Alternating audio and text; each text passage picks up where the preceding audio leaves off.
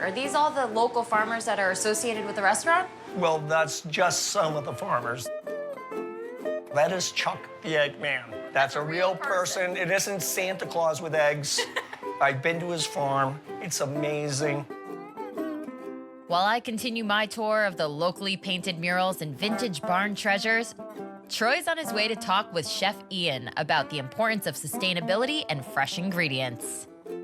What's the idea behind your menu when you're cooking? We try to use the best of the Midwest that we can find. I'm very fortunate as a chef to have access in a company that believes in sourcing local. When you get to cook with the best, your food just turns out better. When I think of comfort food, I think of food that I grew up with. The ham and beans and mac and cheese. I have a lamb stew on right now that would be the epitome of comfort food. Chef? Sorry, I'm sourcing ingredients for dinner tomorrow. The #1 item is actually our burger. 100% grass-fed beef, local cheddar, local bacon. You can't really get much better than a classic burger. Sure, everybody loves a great burger. But what dishes are they creating with the ingredients from the owner's farm? How much do you use from Brown Dog Farm? Everything they bring me. Honey, apples, black walnuts. And I made a bread pudding with the apples and the walnuts inside. I made a honey caramel. Oh.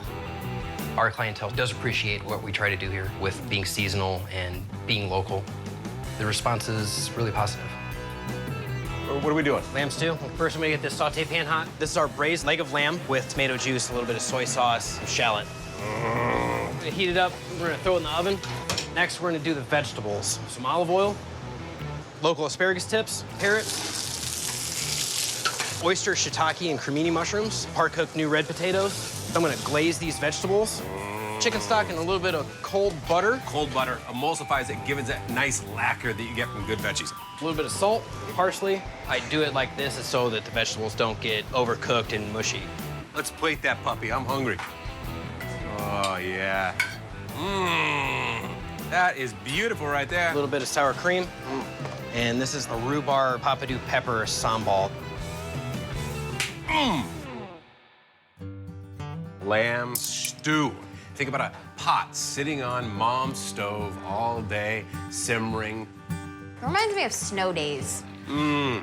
Normally in stew, the vegetables are mushy and kind of blended in. These still have a nice bite to them. Here's the thing about comfort food for me. There are faces and names and lives of farmers behind this dish.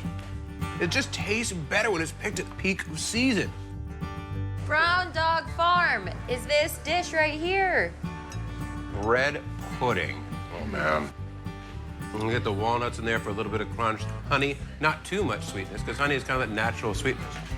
This is a good combination. It's fantastic.